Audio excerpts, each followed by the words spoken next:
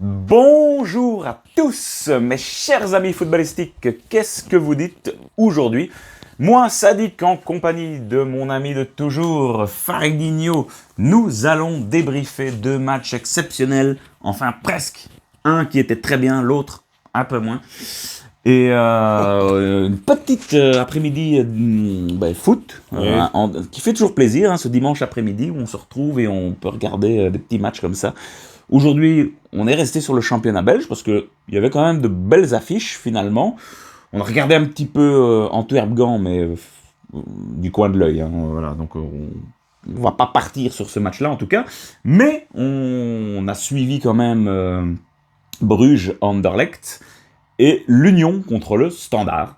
Quand même des affiches intéressantes, hein, forcément, ne fût-ce que par le nom de ces équipes. Et je te propose de commencer tout de suite par Bruges-Anderlecht. Qu'est-ce que vous avez pensé de ce premier match de l'après-midi? En tout cas, bonsoir. Un très bon match, je veux dire, dans l'ensemble. Deux équipes qui jouent au football, qui savent gérer. On a vu Bruges qui retrouve des couleurs depuis plusieurs semaines et tout ça. Anderlecht, on connaît. Anderlecht qui joue très bien au football, mais qui n'a pas vraiment des résultats. Et donc, le match a donné le spectacle neutre qu'on voulait voir nous, peut-être. Après, pour les supporters, c'était plus compliqué, mais très satisfaisant pour les supporters d'Anderlecht, qui ont enfin une victoire contre un gros mérité. À l'arrache.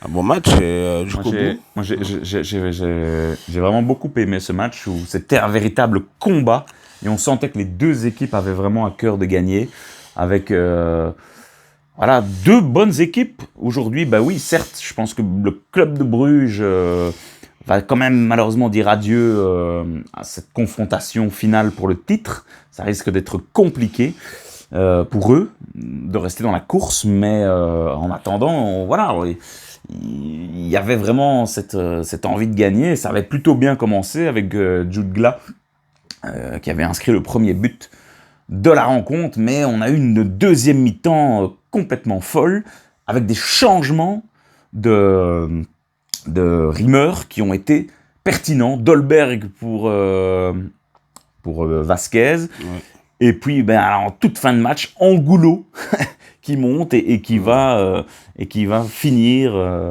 C'est exceptionnel quand même. Oui, et c'était vraiment chouette à voir. Et encore la jeunesse anderlechtoise, le banc anderlechtois qui n'est pas le banc rêvé à la base, connu on va dire, mais on fait monter parfois des petits joueurs comme ça. Des petits jeunes avec un Léonie qui est monté, qui fait du bien.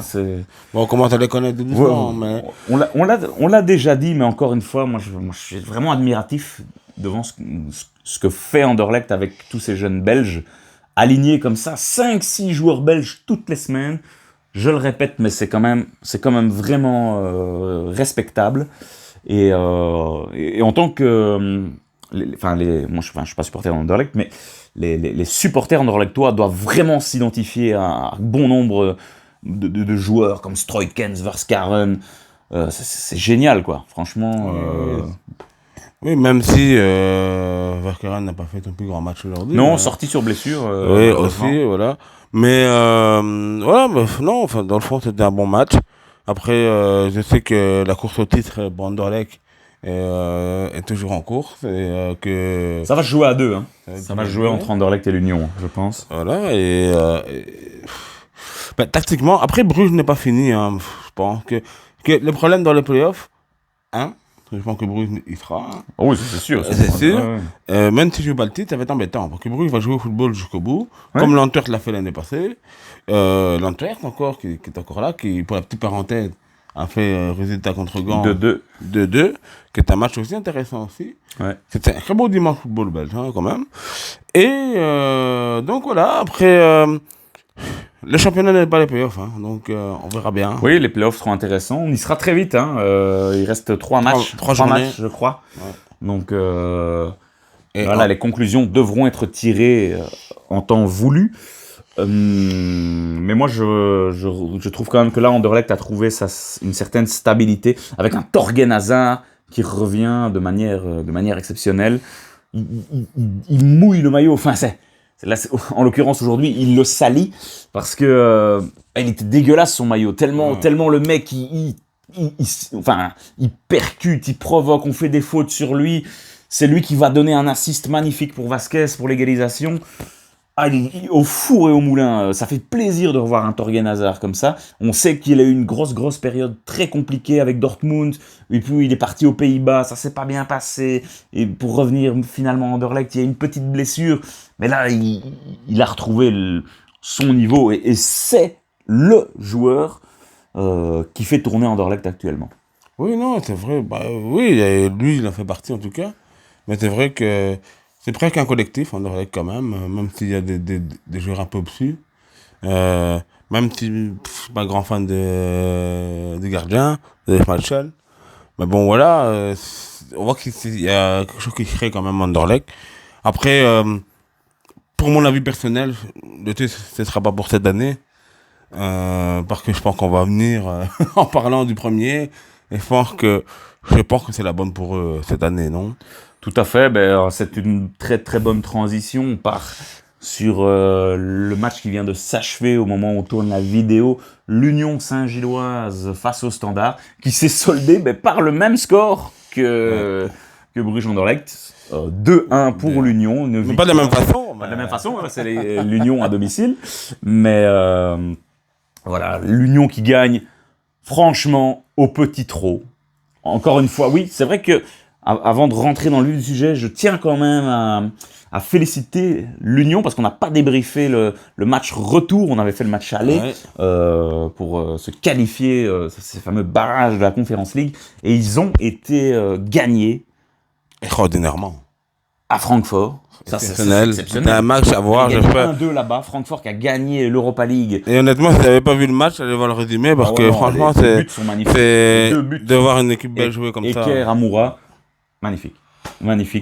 Grand respect pour l'Union. Franchement, il n'y a absolument rien à dire. Mais ça leur coûtait un peu de fatigue. Voilà, et c'était la question de ce jour. Est-ce que physiquement, l'Union allait être en difficulté? Et puis Blessing a fait tourner un petit peu aujourd'hui. Burgess et Puertas qui sont sortis à la mi-temps. Ça a été vite 2-0 à la mi-temps, avec un penalty sur Nilsson, je pense, qui a été transformé en tout cas par Nilsson. Ouais.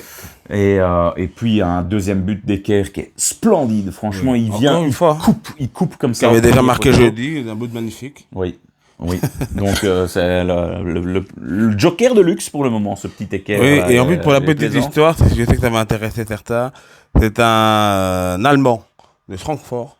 Et il marque son but en Coupe d'Europe avec l'Union, Oussa, à Francfort jeudi. Une magnifique reprise d'ailleurs. Une magnifique reprise. Ouais. Et c'est son pays d'enfance, sa ville d'enfance. Et franchement, il continue sur sa lancée. Et j'ai toujours dit, l'Union est une famille. Donc l'Union, le banc, les titulaires sont toujours dans le rythme. Et je pense que c'est ça qui fait la force de l'Union cette année, encore très plus fort que les autres années. Mais ils doivent être champions. C'est pas possible. Ils peuvent pas le louper cette année. C'est pour eux. Ce serait tellement injuste qu'ils ne le soient pas cette année-ci. Ils sont complets à tous les niveaux. J'ai l'impression qu'il n'y a pas de problème à l'Union. On les voit, ils étaient un peu fatigués aujourd'hui quand même. Ouais. Ils ont fait tourner. On a vu quand même des têtes qui ne sont pas habituées. Et ils ont raison parce qu'encore cette semaine, ils ont un match contre Bruges. Ouais. La semaine prochaine, ils jouent déjà le match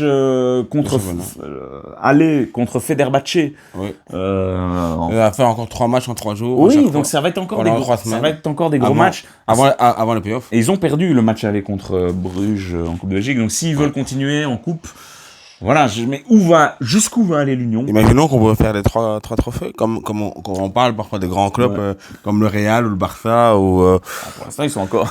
Bon, après, j'y crois pas trop, mais, surtout pour la Conférence League. Mais, vu comme ils sont partis, parce que tu sais, moi je miserais quand même tout sur le championnat pour l'Union. Oui, ils peuvent pas le rater. Bien sûr. C'est cette année ou jamais. Je veux dire, ce serait. Exactement. Là, ils ont mis plus. Je crois que c'est quasi. On a 20 points là avec Bruges. Donc et 8 sur Anderlecht qui est deuxième. Avec les playoffs, on le rappelle, on divise les points par 2, 4 points de différence.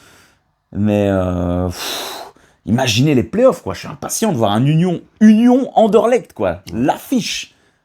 Ouais, bien, ouais. On a déjà eu la chance d'en voir quelques-uns et à chaque fois c'était Bon match. quasiment une victoire de Lyon, sauf le dernier match qui s'est soldé par un match nul. Ouais. Mais waouh, quel enjeu maintenant là où quand on va dire, enfin, ça reste comme ça bien sûr, mais 4 points de différence, une victoire d'Anderlecht qui revient à un point, tout peut être relancé et ce serait terrible pour l'Union, franchement. Il mériterait pas ça. Moi, je pense qu'un champion, parfois, joue mal. Donc, Oui. il gagne en jouant pas très bien aujourd'hui. Bon, là, on comprend, c'est l'Europe. Contre une équipe, on peut en parler un petit peu. Voilà. Toujours malade, hein, très malade. Ça, c'était le côté positif, le côté négatif. Ouais. Faut bien Et aller au paradis de l'Union et descendre à l'enfer des Clessins, malheureusement. Oui, bien sûr. Et parce que les seins, je suis désolé, mais les semaines se suivent et se ressemblent. Et ça va pas mieux. Ça va pas mieux. Heureusement que derrière, ça suit pas et que ça gagne pas. Ouais. Mais je suis désolé, mais c'est désespérant. C'est désespérant. J'ai jamais vu un standard aussi faible. Il y a rien qui va. Et quand ça va pas, ça va pas.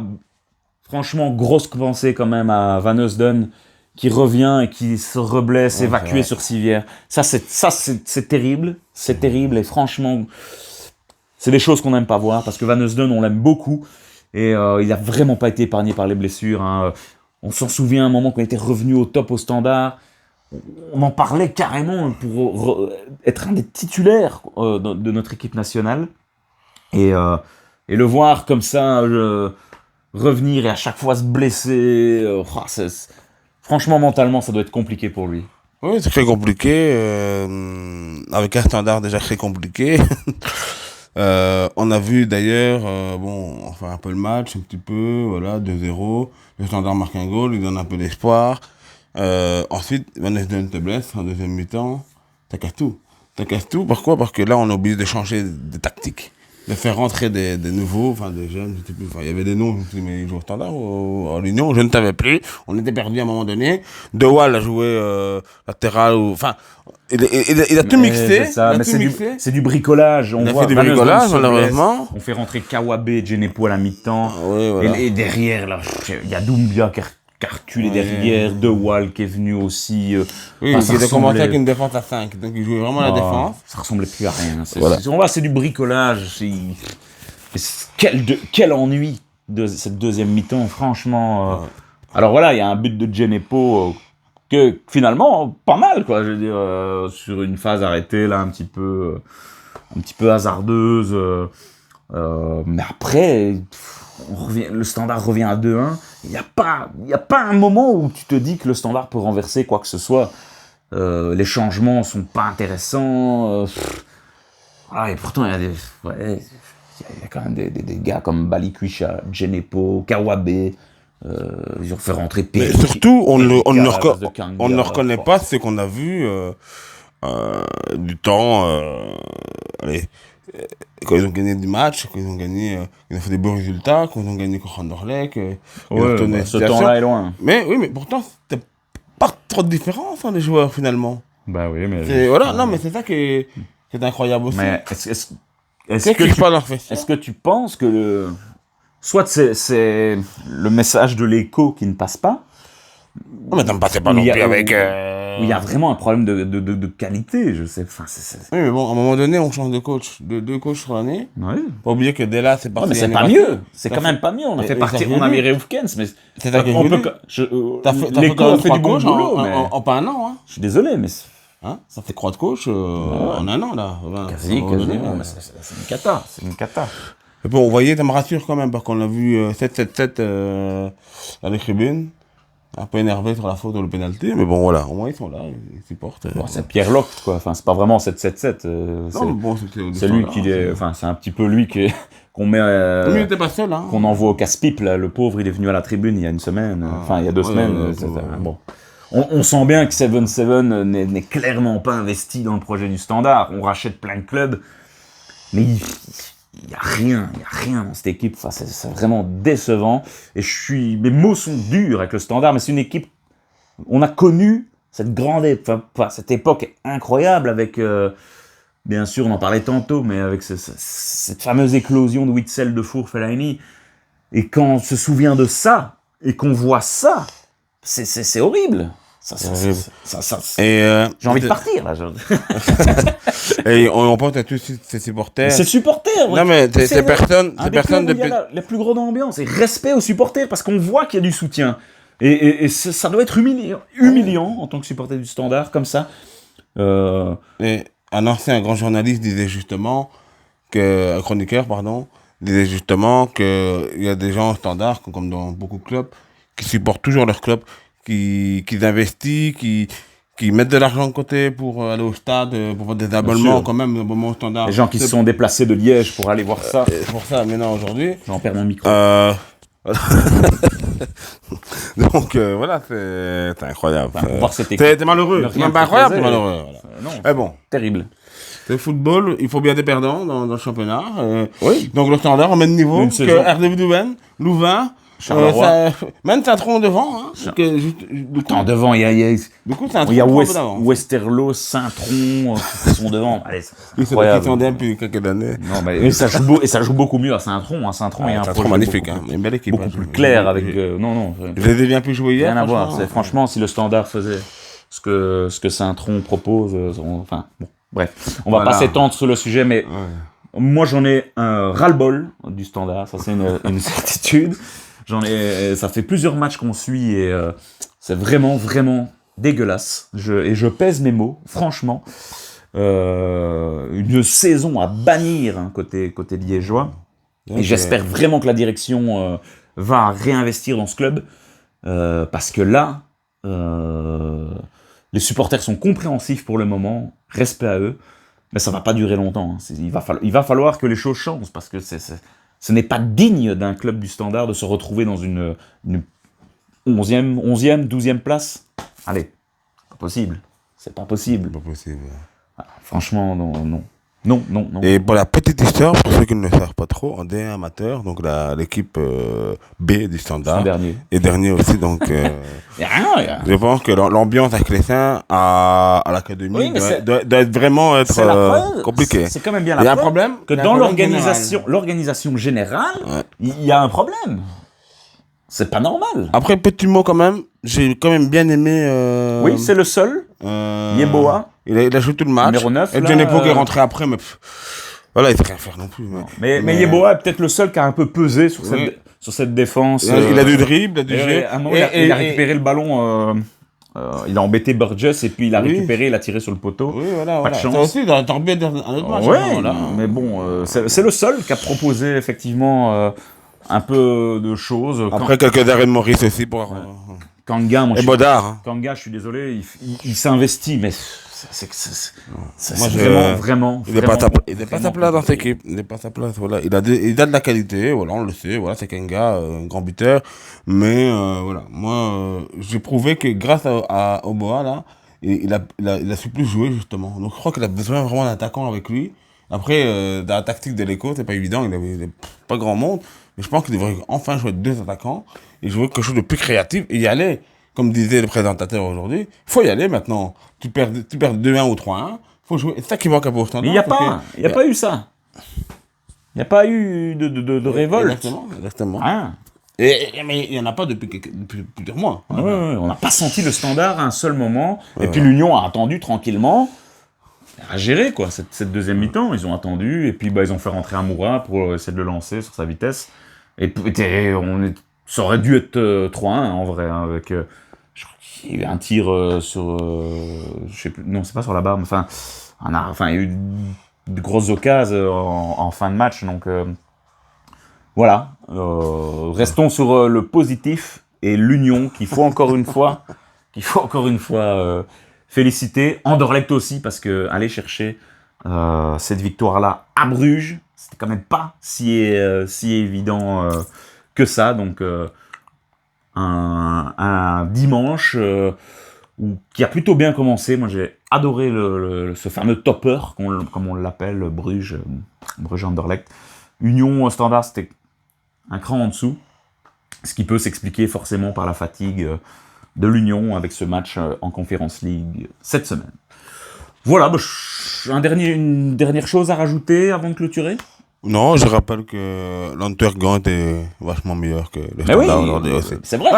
Bah non, c'est un hasard. On Mais avait t'as un match de BF1 aussi. Voilà. Gant qui pourtant... Il n'est pas terrible. C'est pas Il terrible. n'est pas Depuis il n'est qu'ils pas ont, un résultat, mais depuis qu'il joue qu'ils ont perdu leurs trois Mais t'as joué au football. vedettes, c'est Oui, mais t'as devenu... joué au football. Oui, Voilà. Moi, j'ai regardé quelques matchs. Je pense que ça joue quand même. Nantes aussi, qui se D'autres recherche problèmes depuis le là-bas. départ de Vermeeren. Donc voilà, quand même deux équipes qui ont été déforcées pendant ce mercato hivernal, mais finalement, voilà, ces équipes-là se resserrent. Oui, mais, oui, mais je suis d'accord avec vous. Hein, mais voilà, on dit, oui, de forcer. Oui, mais ils sont dans le top 6. Bah oui, Voilà. Après, bien sûr. Voilà. Où est le problème de certaines équipes? Donc voilà. Ok, bah écoute, restons-en là après ce chouette petit dimanche. Merci Oui, quand à même. toi pour, On a bien mangé aussi. oui, pour ta présence. Et on va se retrouver très vite pour débriefer d'autres matchs de foot. On est impatients. Il y a la Ligue des Champions qui revient aussi très, très vite. Donc on va pas bien sûr commenter tout, débriefer tout, mais on va essayer en tout cas de débriefer des matchs qui nous ont plu et vous faire partager ça sur la chaîne. Allez, à très très vite les amis. Continuez à regarder du foot et à nous suivre. À très bientôt les amis sur la chaîne. Salut!